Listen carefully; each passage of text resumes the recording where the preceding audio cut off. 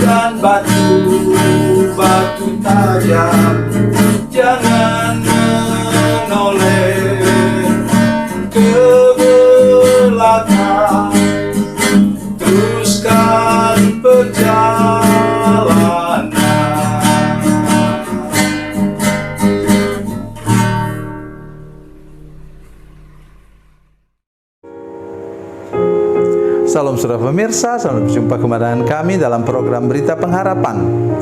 Saudara pemirsa,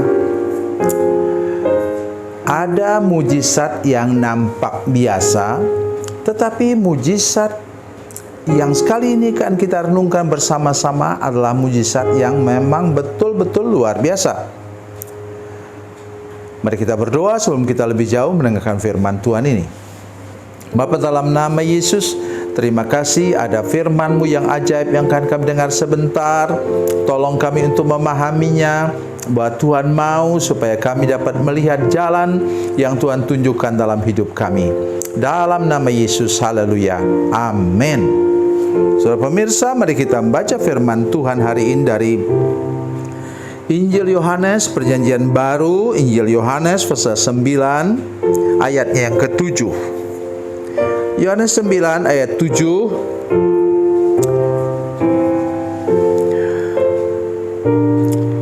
Demikian bunyi firman Tuhan. Dan berkata kepadanya, pergilah, basuhlah dirimu dalam kolam Siloam. Siloam artinya yang diutus. Maka pergilah orang itu, ia membasuh dirinya, lalu kembali dengan matanya sudah melek, sudah melihat. Amin. Ada 3 hal di sini saudara sekalian. Yang pertama ialah kalau orang melihat orang cacat, atau istilah sekarang yang lebih keren yaitu disable. Orang cacat saudara sekalian, kalau kita melihatnya selalu langsung muncul dalam pikiran kita. Siapa yang bikin salah ya? Mungkin dikutuk kali ya. Tolong jangan berpikiran demikian. Karena cara pandang Yesus sangat berbeda. Mari kita lihat firman Tuhan ini. Ayat 2. Murid-muridnya bertanya kepadanya, "Rabi, siapakah yang berdosa? Orang ini sendiri atau orang tuanya sehingga dilahirkan buta?" Jawab Yesus, "Bukan dia dan bukan juga orang tuanya, tapi karena pekerjaan-pekerjaan Allah harus dinyatakan di dalam dia." Luar biasa sekalian. Jadi cara pandang begini harus kita lihat, kita gunakan. Cara pandang begini harus kita gunakan, baik melihat orang yang miskin dan terlantar, baik melihat orang buta, baik melihat orang seperti apa.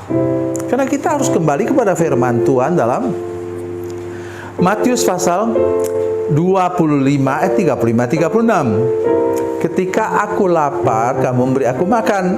Ketika aku haus, kamu memberi aku minum. Jadi ada orang haus, orang lapar, orang terbuang, orang terikat, orang terpenjara, orang sakit.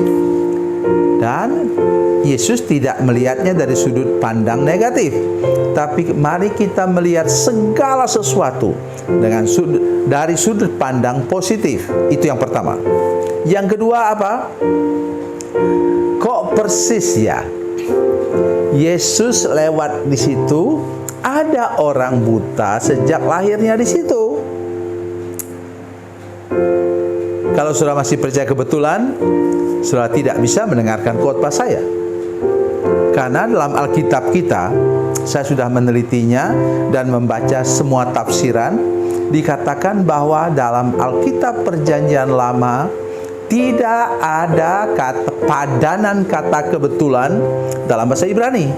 Silakan saudara sedikit sendiri, apalagi para doktor-doktor cucu-cucu saya. Sedikit baik-baik. Katanya tidak ada kata kebetulan. Kalau terjemahannya kebetulan itu hanya bahasa penerjemah. Maksudnya ialah apa? Tuhan mempertemukan kita dengan Yesus dengan maksud membuat mata yang buta menjadi melihat, membuat telinga yang tuli menjadi mendengar, melihat lidah yang keluh karena dosa dapat lepas dan dapat memuji Tuhan. Melihat kaki kita yang lumpuh karena dosa, kita dapat berjalan seperti orang yang di tepi kolam Bethesda yang 38 tahun menghabiskan usia emasnya. Kata Alkitab ayat 14, Yohanes 5 ayat 14, katanya dia sakit karena berbuat dosa. Jadi sekarang saudara-saudara, apa yang harus kita renungkan bersama-sama? Ini yang ketiga. Sekarang apa? Kasih Yesus ialah kasih yang bertindak. Kasih Yesus adalah kasih yang membalikkan keadaan. Dari buta menjadi melihat, dari lumpuh menjadi berjalan, dari tuli menjadi mendengar, dari keluh lidah kita tidak bisa memuji Tuhan karena dosa, maka kemudian kita bisa bersorak memuji dan menyembah Tuhan. Itu namanya kasih Yesus.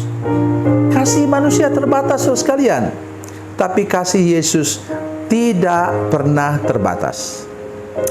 Dalam beberapa tafsiran, saudara sekalian, mengatakan bahwa orang yang buta sejak lahirnya itu sebenarnya tidak punya mata sama sekali. Tidak punya mata. Jadi karena dia adalah lahir sudah buta, jadi hanya tinggal tutup kelopak matanya saja dan bola matanya tidak ada.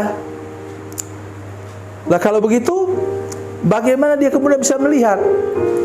Ingat firman Tuhan, saudara sekalian. Kalau engkau ingat firman Tuhan dan hafal firman Tuhan ini, ambil alat tulis di situ, tuliskan. Ya, ayat firman Tuhan ini. Roma 4 ayat 17 mengatakan bahwa Allah yang engkau sembah, yang saya sembah, ialah Allah yang berkuasa menciptakan apa yang tidak ada menjadi ada. Ibrani 11 ayat 3 mengatakan Tuhan yang kita sembah dapat menciptakan apa yang tidak nampak menjadi nampak. Dan Lukas 1:37 mengatakan bahwa bagi Allah tidak ada sesuatu yang mustahil. Itulah yang terjadi. Dia tidak punya bola mata, tapi dia Tuhan beri bola mata yang baru. Jadi jangan hanya bergantung kepada berkat yang nampak, saudara sekalian, tapi tangan Yesus yang berlubang paku itu. Ia berkuasa menciptakan apa yang tidak ada menjadi ada bagi saudara sekalian. Bagi pengusaha yang sedang menyaksikan program ini, engkau mengatakan engkau sudah tidak punya modal, engkau sudah bangkrut total. Mungkin karena kesalahanmu sendiri, tidak peduli. Sekarang bertobat sungguh-sungguh, maka Tuhan menciptakan yang tidak ada modal menjadi ada modal. Itu kekuatan kita dalam kehidupan kekristenan kita, seperti orang yang buta di sini kemudian dapat melihat. Tuhan Yesus memberkati, Tuhan Yesus baik. Mari kita berdoa.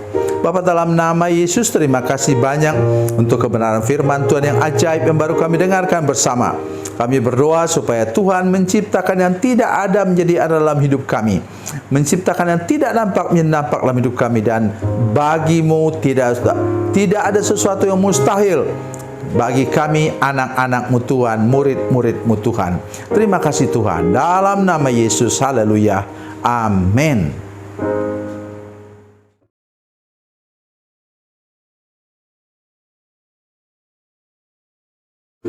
Salam saudara pemirsa, mengakhiri program ini, saya mohon kepada saudara-saudara pemirsa sekalian untuk bila saudara menyaksikan program ini melalui channel YouTube, maka tekan subscribe dan bunyikan lonceng. Dan bila saudara menyaksikan program ini melalui channel Facebook, tolong saudara-saudara sekalian tekan like dan juga komen. Dan demikian pula bila sudah menyaksikan program Makan Bergizi hari ini yang tertulis, maka tekan yang sama juga, tekan like dan tekan komen. Dan tolong saudara-saudara sekalian untuk membagikan program ini, share program ini di channel saudara-saudara sekalian, supaya lebih banyak lagi orang diberkati melalui program ini. Tuhan Yesus memberkati, Tuhan Yesus baik.